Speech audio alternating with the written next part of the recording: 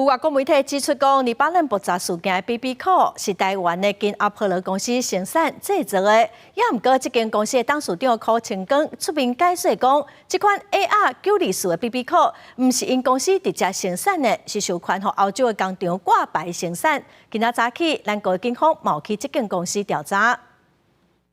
黎巴嫩用的是哪一款？没有在我这里，它不是我的产品，所以没有在我的这个内容里面。手拿笔咧介绍产品，金阿婆罗公司董事长柯清光严正批回讲，黎巴嫩 BB 扣大规模的爆炸事件，出代志的机型 AR924型号，绝对不是因公司生产的，迄是大白挂名的。我做了那么多年了，我不希望我说在这一件事情里面来讲的话，有一点污点。我的 brand 已经经营30年了。会觉得你是受害者吗？当然啦。一透早伫新北小子的金阿波罗公司总部，由警方来调查，真侪外国媒体也来了解。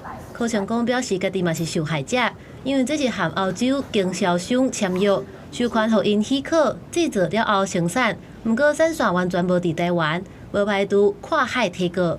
他代理我很多东西嘛，有一天他说啊，我也要做护架器，那我可不可以挂你的厂牌？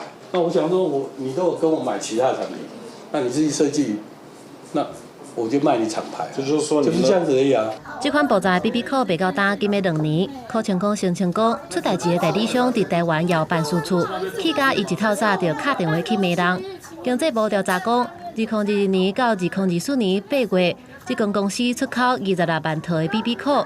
主要的出口对象是欧美国家，无直接出口到黎巴嫩的记录。后续会继续调查了解。记者综合报道。